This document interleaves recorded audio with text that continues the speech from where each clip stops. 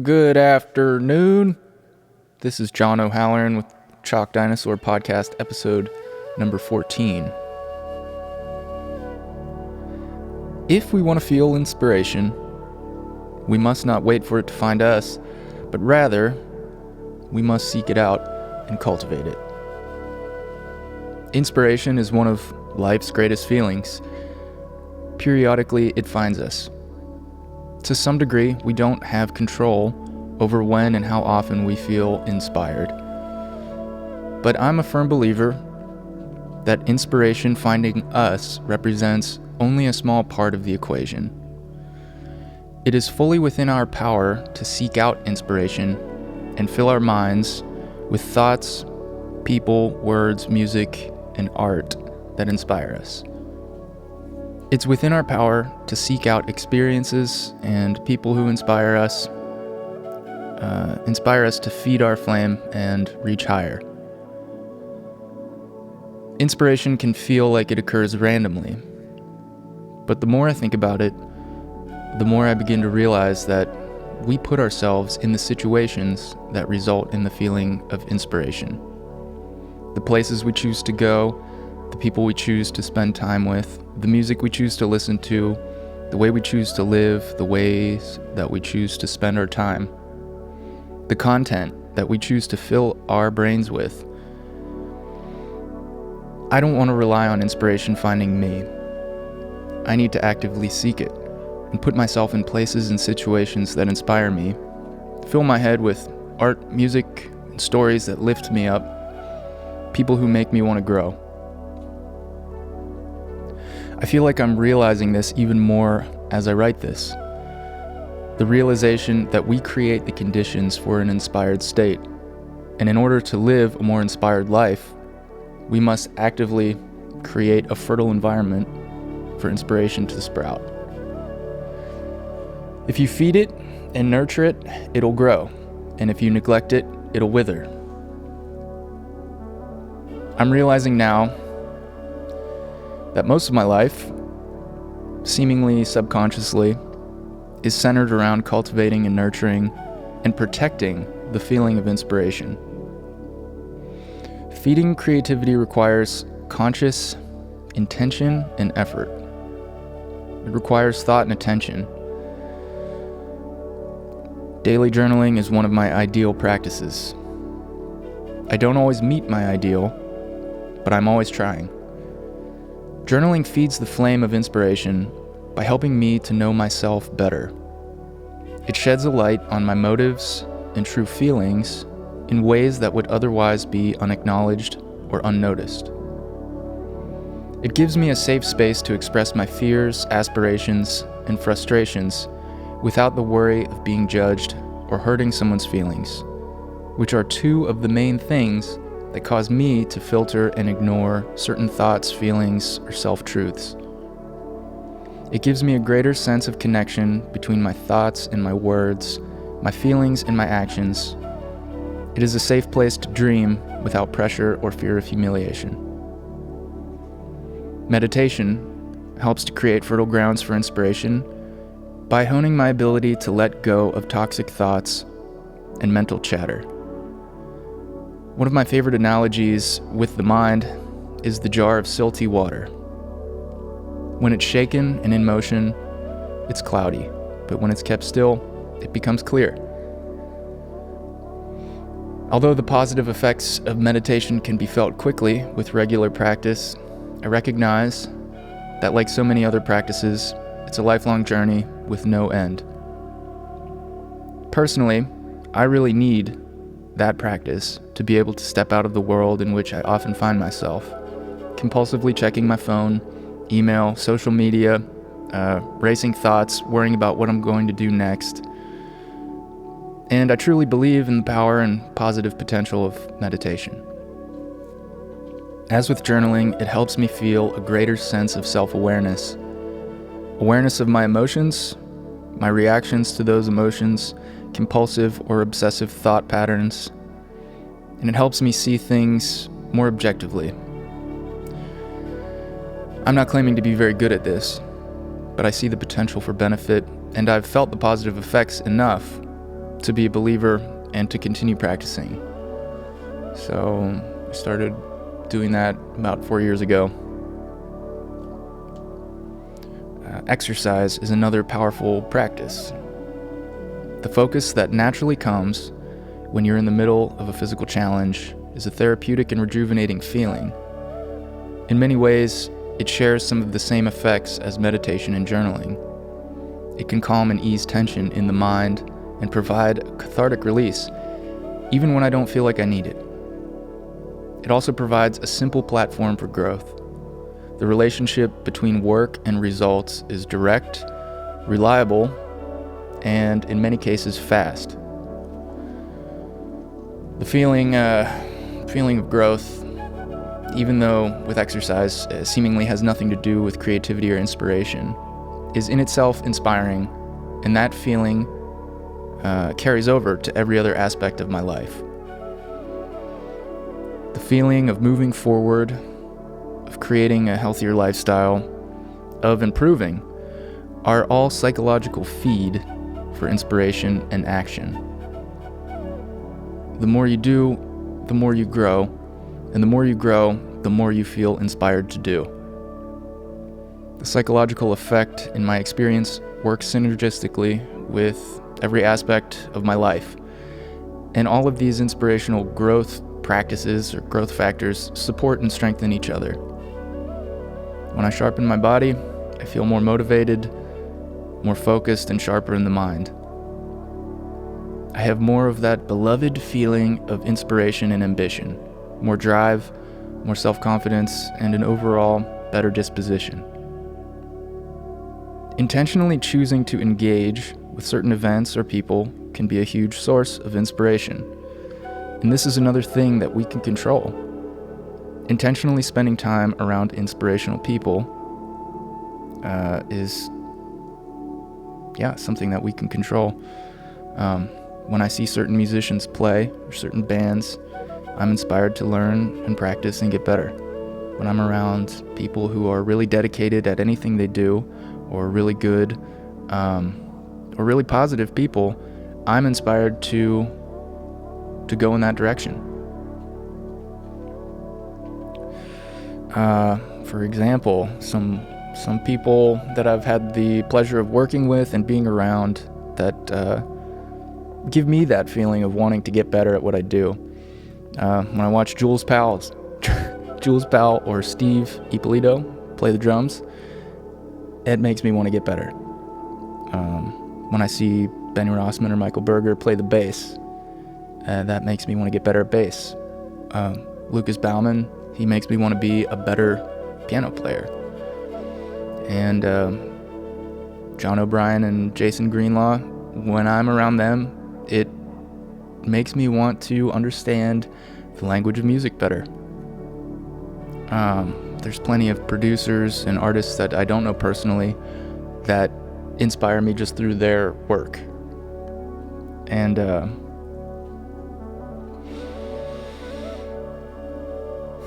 when I on Saturday I saw Jeremy Colbert's show. It was an album release show for his solo project, Taragape.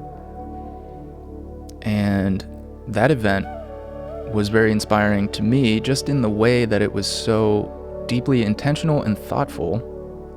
And as Jeremy was describing to me what he was trying to accomplish, create an experience that went beyond the music, it definitely did that. And that was really cool to see. Somebody doing more than just getting up and playing the show.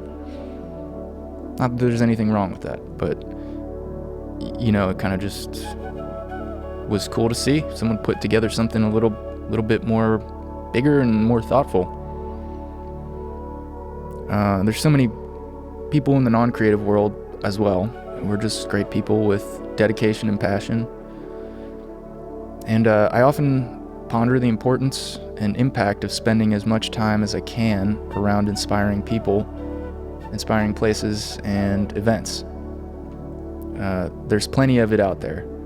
And we have the choice, in, I would say, most cases, to spend our time in whatever environment we want.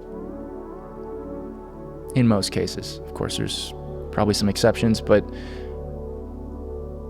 probably, you have free time, I have free time.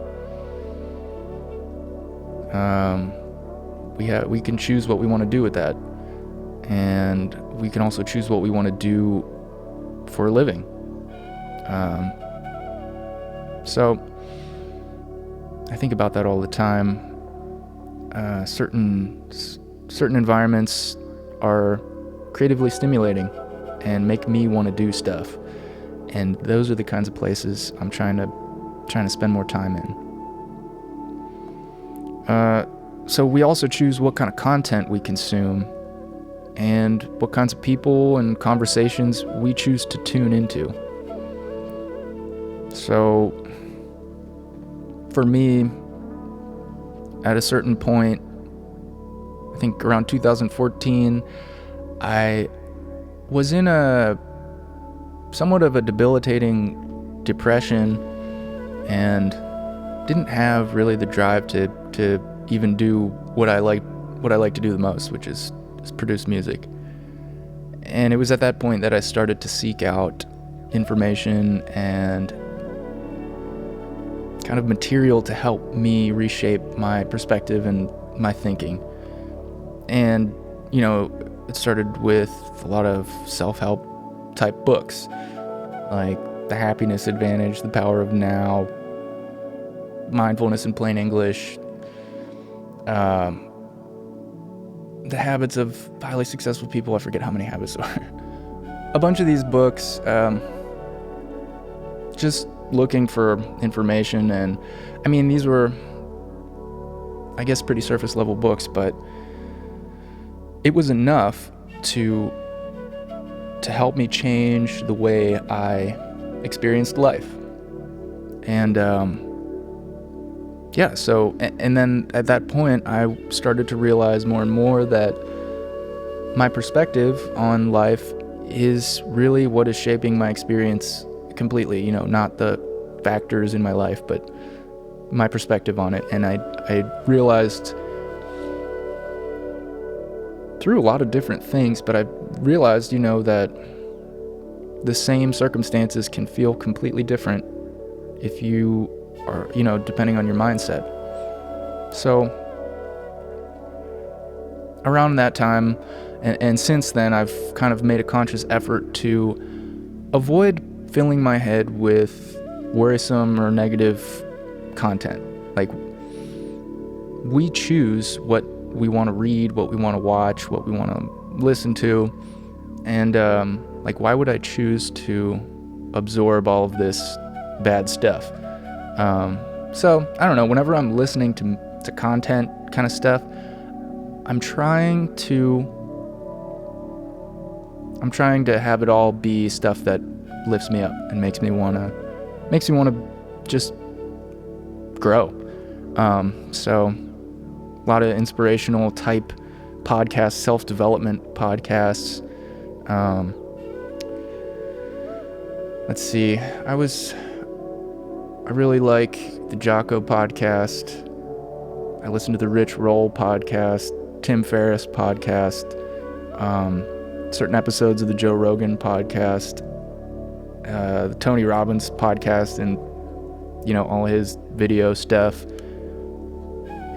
I listen to inspirational commencement speeches and stories and stuff like that. And I'm just trying to have all uplifting stuff in my brain. The stuff that I can choose. Obviously, we can't choose, if something bad happens, that's going to be, you can't ignore that. But there's a lot of stuff that we can choose to consume. And I think it makes a big difference for me to kind of direct what I'm consuming, because all that stuff, I think, just seeps into the subconscious. It's all just up there, and why not fill it up with good stuff? And like I said, it's not to say you're ignoring problems or things that aren't good, but I'm not seeking them out, and that's the difference. I used to be I went through a period where I was kind of addicted to reading news articles. I think it was when I first got like the news app, or like started using the news app on my phone, and I would just read endless articles, and there was no end, and pretty much all of them were things that were bad, things that were disheartening or disturbing, and that's the way the news is, because the news industry is, it's a business, and they make their money by getting viewers and selling ad space to the advertisers. This is what an actual newscaster from Pittsburgh told me in my journalism class. He told our whole class, he was like, yep, this is a business. The business is selling eyeballs, and this kind of like alarmist, negative news is what gets the most viewers, so that's what we do. Which was, I appreciated that honesty. But yeah, I was able to get out of that news addiction, where just reading all these terrible stories, almost just the shock value of it is kind of alluring, but it's not doing me any good. In fact, it's doing the opposite. Yeah, so we choose what kind of content we want to consume and how much. And so I've detached from the news, but I'm still in an ongoing struggle against the distractions of the internet and TV. Watching TV is extremely comfortable, but ultimately it's very unfulfilling. I'm resisting it and avoiding it as much as I can, because I've become acutely aware of the mind-numbing effect it has on me. It kind of snuffs out any feelings of ambition or creativity pretty quickly. Oftentimes, in the house I live in, I work upstairs in a room where that's like the music room, also my bedroom. And after, a day, I'll go down and eat dinner. And I always eat in our living room, so across from the TV. And if I'm not really careful and disciplined, I can end up spending the whole night, for the rest of the night, I just end up there. My night ends on the couch eating for hours. So it's very tempting and easy to allow myself to succumb to the sedation of sitting on the couch and watching TV. To be fair, though, there are certain instances where I've had a long day and I feel creatively tapped out, I guess, like ineffective, like my brain has nothing left to give that day. And in those situations where I really feel like, okay, even if I go upstairs and try and do something, I don't think, I feel like I have nothing left to give today, then I'm okay with vegging out a little. But even still, in those situations, wouldn't it be better to read a book or listen to some music and draw or something instead? Like, relax in a different way that could still feed into creativity and help inspire and refresh my mind, other than TV. And yes, I think absolutely, I know that there are better options, but it's so easy to ignore that thought and just give into the path of least resistance, which I need to remain aware of, because if I continue to keep going down the path of least resistance, that's not going to be a very fulfilling life for me, because I thrive off of making music and doing creative stuff. So I need to stay vigilant of that, and I want to try and design my life to cater to that creativity and inspiration and feed it as much as I can. So, yeah, my point is that I believe that inspiration is cultivated. And yes, sometimes it'll strike at random, but there are so many things that we can do to feed our inspiration and create ideal mental and environmental conditions for inspiration and creativity to flourish. Feeling inspired is one of my favorite feelings, and it provides the fuel and drive to grow. And growth is one of my other favorite feelings. They go hand in hand and they feed each other. And why sit around hoping it'll happen when we can tilt the board in our favor? So, yeah, I'm trying to create a life within the parameters I can control.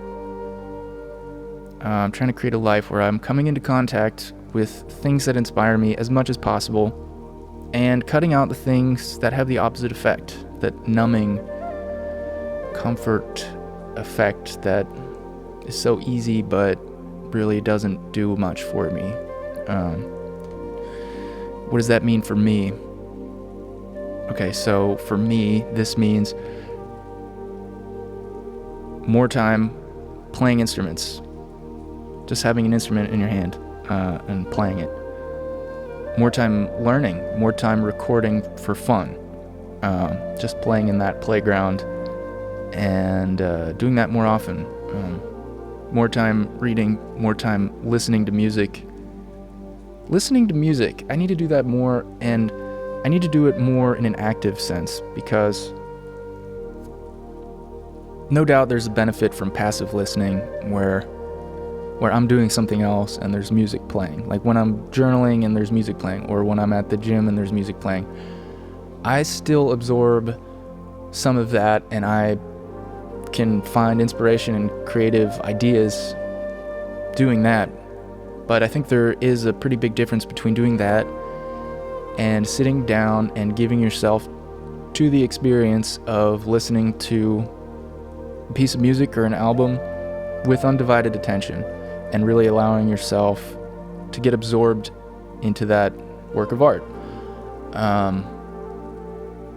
So I need to do that more. I used to do that more when I was younger. I feel like we'd go to a friend's house and we would just sit and listen to music, sometimes in silence, and just like be in that experience. And happens at concerts and music festivals too, where you get really engaged and immersed, and you're not distracted. You know, a lot of times when I listen to music at home or something, I'm looking at my phone, I'm doing something else, so I'm not fully present in the music, and that's what I want to try and do more of, active listening.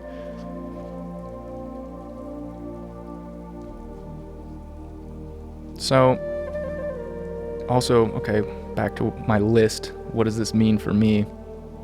Creating a life where I'm coming into contact with things that inspire me as much as possible and cutting out the things that have the opposite numbing effect. So, spending more time around highly gifted and dedicated, passionate musicians. This is in the context of musical life right here, but this is my own personal context here, but I'm sure it could be applied to any interest that anybody out there has. Spending more time around people who are really dedicated and gifted at that, because whenever you spend time around people who are really dedicated and gifted, that you absorb that rubs off, even if, you know, not consciously trying to emulate their dedication or their gifts, it rubs off.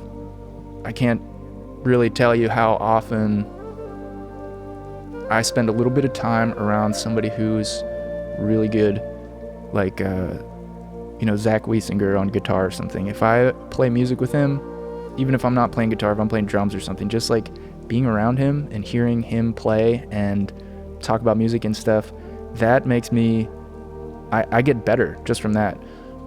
Another example, and this is like a content consumption example. I remember one day before practice, I put on the Pink Floyd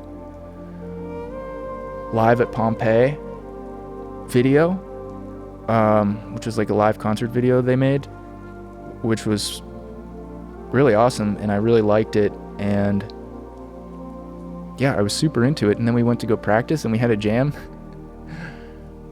and it was like way better than what it would have been if we hadn't watched that before.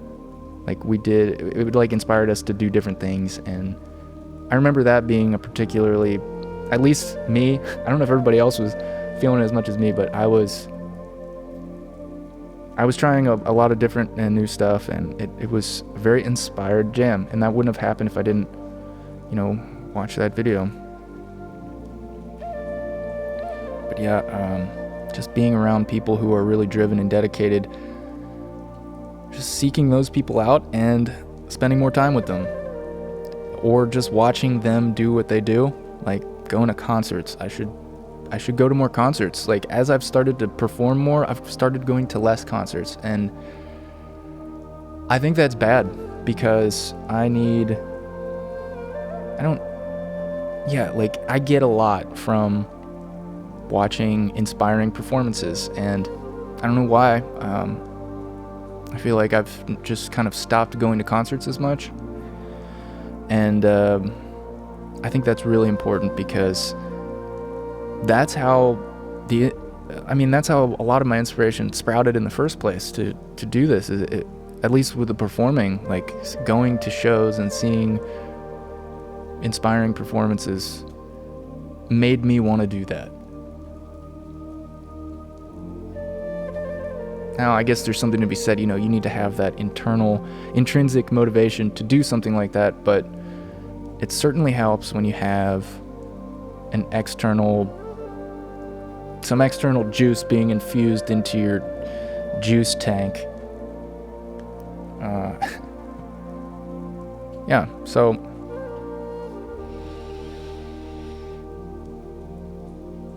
those are the things I need to focus on doing more of. And things I need to do less of are less time watching TV, less time aimlessly browsing the internet, less time staying up too late beyond the hours of social value or creative productivity. Just less of these things that make me feel like I'm unconsciously passing time, which is a big waste for me when I think about it. Like, it feels like a waste when I'm unconsciously passing time. So that's the kind of stuff I'm trying to cut out. I need a more disciplined use of time and resources. I want to spend more time in the flow state, which, if you have an instrument in your hand and you're playing, or I'm completely immersed in a recording, that's when I can get into the flow state and time loses its, normal sense. And even video editing, just doing any activity where time loses its meaning, and an hour can feel like 10 minutes. That's what I need to spend more time doing. And I remember when I was writing that album, or like kind of coming up with the music for Flow State, I was trying to do that as much as I could, get into the flow state. So a lot of it was just jamming in my room to beats that I was making, and that ended up being the album, and hence the name Flow State. That's what I was thinking about at that time, 2015. So yeah, I need to spend more time doing that. Just more time intentionally maintaining the health of the body, the mind, and the spirit through exercise, journaling, and meditation, respectively. So, I don't know. I couldn't sleep last night, and what I just said, that whole chunk of stuff, was an entry in my journal. I I couldn't sleep. I knew I wasn't going to be able to sleep, and I started to have these thoughts circulating in my head about this kind of stuff. I was just thinking about it, and it, came to the point where, I felt like I wanted to write it down and share it on the podcast. If we want to feel inspiration, we must not wait for it to find us, but rather we must seek it out and cultivate it.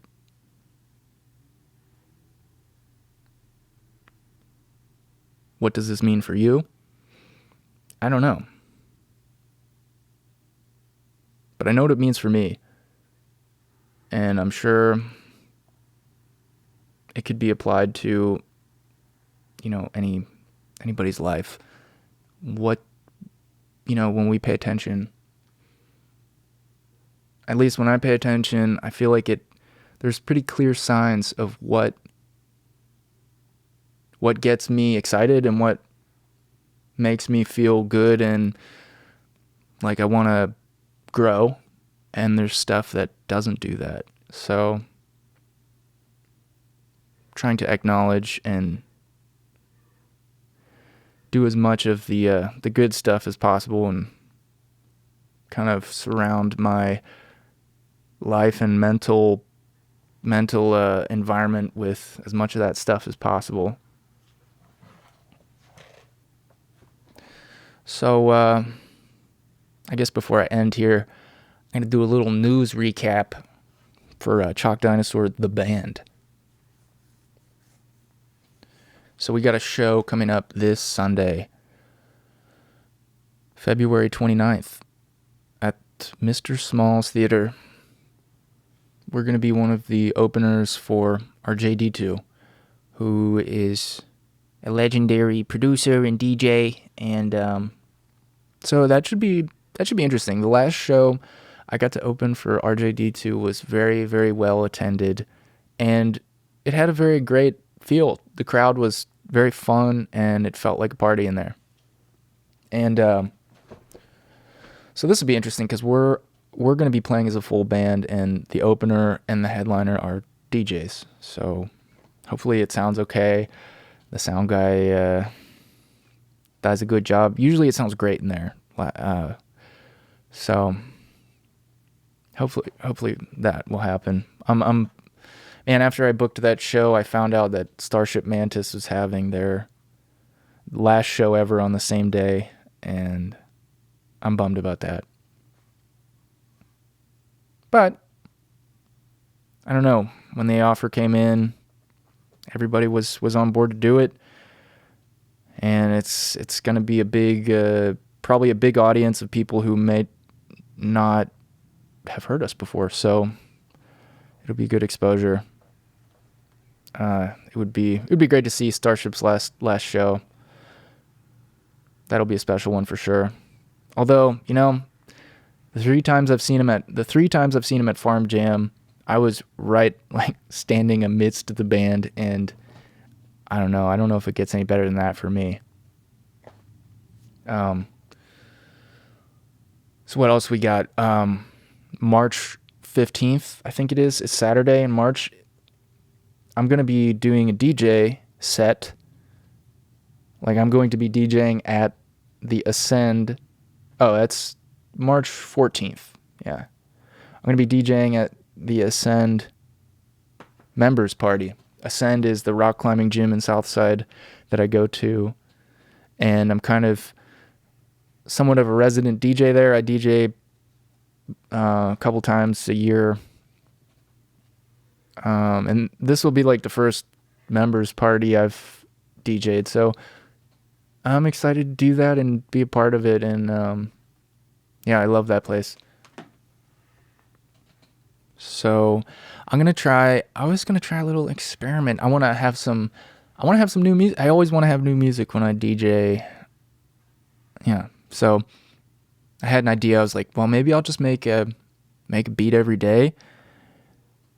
Doesn't have to be a crazy big idea or anything, just grooves. Just make a groove every day, and then I can make them, make them formatted to be ideal for mixing in a DJ set. So just these grooves that I can go in and out of that'll work well together. I think I might try that. We've also been, as a full band, we've started making some videos.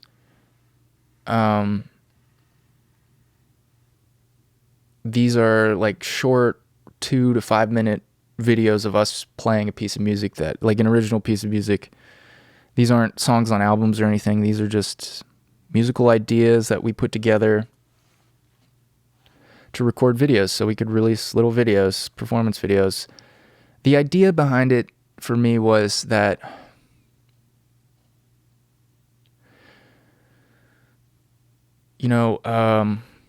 it's like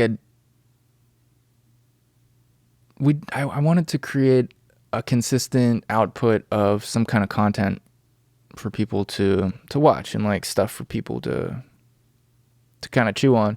And making these little short videos worked really well for me in the past. In 2015, I started doing that, and it snowballed into Flow State, the album, and all the shows and everything that started a chain reaction that's still happening today. And that was, those were the principles of those videos were, all right, it needs to be, a short video, something that I can get through in one take without making a mistake. That's like a terrible mistake.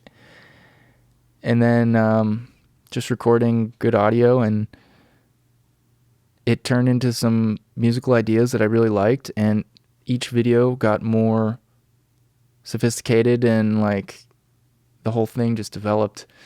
So that's what I'm hoping will happen if we do these videos. So I also thought it would be a good way to kind of get the creativity flowing, because so many times the enormity of a task like writing an album or something can be paralyzing, for me at least. So doing these little videos without the pressure of that, just like, all right, we just want to make these little pieces of music. They don't have to be masterpieces. They don't have to be perfect. We just want to make them and keep going and get that creativity flowing. I think it would be great practice for writing and arranging pieces of music. Arranging music is the hardest part for us as a band, putting our ideas together, because we have plenty of grooves and like little ideas, but like making it into like a structured song that's the hard part for us. So I feel like doing these videos would be a good way to practice that. And just a curiosity, putting more out there and seeing what comes back, because I did not imagine when I started making videos the first time around, they were solo videos, but I did not imagine at all what ended up coming back over time. So I'm curious to see what comes back. At the very least, we'll have a bunch of new musical ideas for an album. And yeah, I mean, I'll evaluate probably after we do 10 of them and see what is done for us and what we got from it. At the same time, we want to record a new album, so we've got to work in when we're going to, we have 2 songs we need to finish writing, and I want to finish doing that together.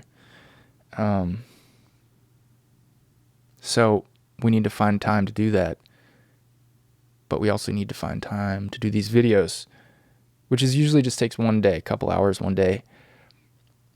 But we also need to find time to write ideas for the videos. That usually takes an hour and a half for us to put something together. And, I think we'll get faster at it if we keep practicing it. So finding time to do these things and practice and prepare for our March 26th show. That'll be the first show we've ever put together ourselves with, it's part of a show trade with the band we played with in Chicago called Chichuba. It's not the ideal scenario for our first headlining show because it's on a Thursday. There's no local bands on the bill except for us. We're the only local. It's just us and the Chicago band Chichuba. Yeah, because Thursday is a weeknight. It's a work night. So I kind of figured it might be better to not have it to be an extremely long night. Or, have another hour and a half in there. I was thinking like 8 to 11:30, or 8 to 11:30, something like that. So, but this is part of what we're doing. Chachuba hosted us in Chicago, and it was a great show.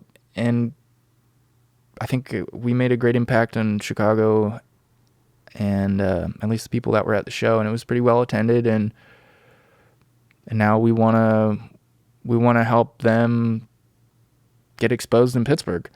So that's March 26th. And then March 27th, we have a show for Tweed's album release party. We're going to open for Tweed with Chachuba again. This is in Westchester. And I'm pretty sure it's just going to be me and Nick. We're going to do a duo set. Not positive yet. Still waiting to hear confirmation from within the band if the full band's going to be available for that. And then, Westchester. Nice. It's a little closer than Philly. It's a little less hectic to get in. And I also have some experience there because I used to date a girl that went there. So I used to go there on the weekends. And this will be the first time back in 10 years, over 10 years. So that'll be interesting. Okay, I am going to stop this now. Now that I've announced those two shows, the DJ thing. Oh, yes. I've been commissioned. I got commissioned. There was a game called Star Blazer that came out, a VR game, like an indie game. It's actually not out yet, but they've been developing it. And they found my song Star Blazer, and they put it in their game as like a little Easter egg thing. And now they're working on a new game, a new VR game, and they commissioned me to make the theme song for it. So I'm not going to tell you what the game is or what it's called or the concept or anything, because I think they want to keep that confidential. But they commissioned me to make the theme song, so I'm super excited about that. I've always wanted to do that. I mean, not always, but as long as I've been producing, I've wanted to make some music for a game. And this is my first commission to make a theme song for a game. And I'm excited about that. So other than that, I think that's it. So what day is it? It's Monday. So have a good rest of the week. And that's all I have to say. Thank you for listening. And I'll see you later.